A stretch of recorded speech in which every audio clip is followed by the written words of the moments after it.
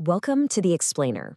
Today, we're jumping right into one of the most audacious, just incredibly dangerous, undercover operations the FBI has ever run. It's a wild story about deception, about loyalty, and yeah, about some really deadly consequences. So let's set the scene. It's July 26th, 1981, and for a guy named Dominic Sonny Black Napolitano, a really powerful, feared captain in the Bonanno crime family, his entire world is just about to implode. Why? Because the man he called his friend, his protege, this jewel thief he was this close to making an official member of the mafia, turns out he was a Fed. Think about that for a second. For 6 whole years, everyone saw one guy, Donnie Brasco, this up-and-coming mob associate. But the reality? That was Joseph Pistone, an FBI special agent. He was living a lie so complete, so convincing, it was about to bring one of New York's most powerful crime families crashing down. Yeah, we're actually starting at the end of the story here, because I think it gets right to the core question. How in the world did one single agent fool the entire Bonanno crime family? And maybe just as important, what was the real price of pulling that off? Okay, so to really get how this all went down, we gotta rewind. Let's go all the way back to the beginning, to a time when the mafia felt, well, pretty much untouchable. And for the FBI, that was a huge, huge problem. For years and years, the FBI was just stuck on the outside looking in. They could maybe nab a low-level guy here or there, but the top brass, they were protected by omerta, that infamous code of silence. You know the deal. If you talk, you die. Simple as that.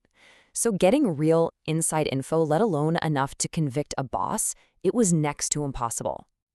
So the Bureau came up with this brand new, totally radical strategy, something they'd never really tried on this scale before. They decided, we're not just going to watch them, we're going to put one of our own inside. And not for a week or a month. We're talking years, deep undercover. The mission was codenamed Operation Sunapple. It was incredibly high risk, but the potential payoff was massive. And the whole thing? It all came down to one guy. Just look at the challenge here. This is where you really start to grasp the immense pressure. Agent Joe Pistone basically had to become a different person. He had to erase himself. I mean, he spent weeks just learning about jewels to make his cover story stick. He had to learn the mafia's unwritten rules, who you bow down to, who you don't mess with, how to talk, how to walk. One wrong move, one slip of the tongue, and that's it. He's dead. And while all this is going on, he's missing birthdays, holidays. He's completely cut off from his real life, his real family, for years. Okay, so let's flip the script and look at the world he was trying to break into. Pistone could build the perfect fake identity, but he still had to find a way into the very real and very, very dangerous world of the Bonanno family. His target was the Bonanno crime family, one of New York's 5 families. These guys ran the show. We're talking racketeering, illegal gambling, extortion, drugs, the whole 9 yards. And they had a reputation for being absolutely ruthless. This wasn't some street gang. This was the big leagues of organized crime.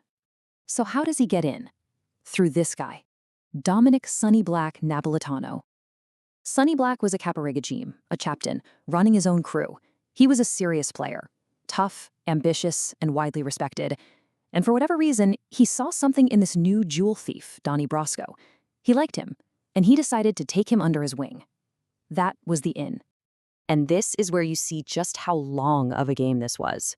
For years, Pistone, as Brasco, just slowly, patiently built up trust. He wasn't on the sidelines, he was right in the thick of it. He was there for major crimes, like when Sonny Black's crew took out 3 rival capos. He got so deep, so trusted, that Sonny Black was going to get him made, make him an official member of the family. But there's a catch. To get made, you have to kill someone. The FBI knew things were about to go way too far, so they pulled him out, just in the nick of time. You can only imagine how devastating this was for Sonny Black. But here's the crazy part. In a weird way, he almost respected Pistone for it. He later told his girlfriend he just couldn't wrap his head around it, saying something like he couldn't believe it because of the feelings we'd had. It shows you on some level a real bond had formed, a bond built on a foundation of absolute lies. So once the truth came out, the dominoes fell fast. For the FBI, it was a home run, an unbelievable success. For the mafia, it was a disaster. And for the people involved, it was a death sentence. And the results were just staggering. Let's just look at the numbers. For 6 years, 6 long years, Joe Pistone lived this double life. And all that work, all those secret recordings, they led to over 200 indictments against mobsters. And out of those, more than 100 convictions. This wasn't just a dent, it basically wiped out the entire leadership of the Bonanno family. And the cost for Pistone? Well, the mafia put a $500,000 contract on his life. He and his family had to disappear, living under new names, always looking over their shoulder. But the person who paid the price most immediately was Sonny Black. The Bonanno boss at the time, Joseph Massino, basically said he had no choice. You let a Fed into the family, there's only one way that ends. When he said he had to give him a receipt for the Donnie Brasco situation, that was it. That was the death warrant. And it didn't take long. Less than a month after the FBI revealed who Brasco really was, Sonny Black got called to a meeting. He knew exactly what it was. He went anyway. He was killed, and his body wasn't found for another year. And in a really gruesome final message, his hands had been cut off. The warning was crystal clear to anyone in that life. This is what happens when you shake hands with a stranger.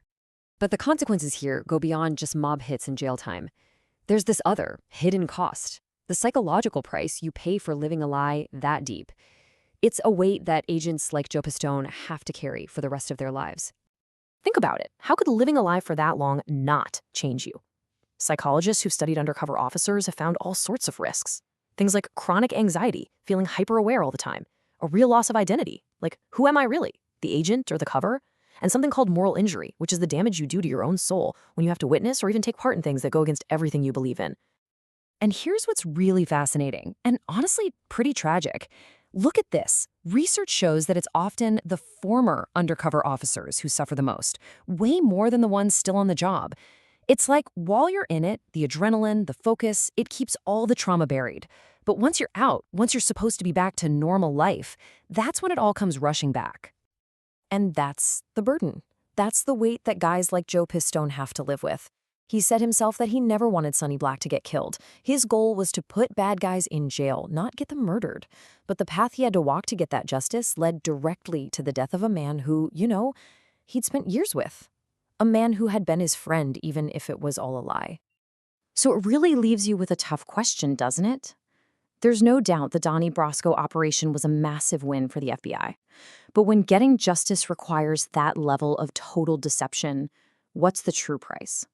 And not just the price paid by the mobsters, but the price paid by the agent who has to live with the ghosts of the man he pretended to be for the rest of his life.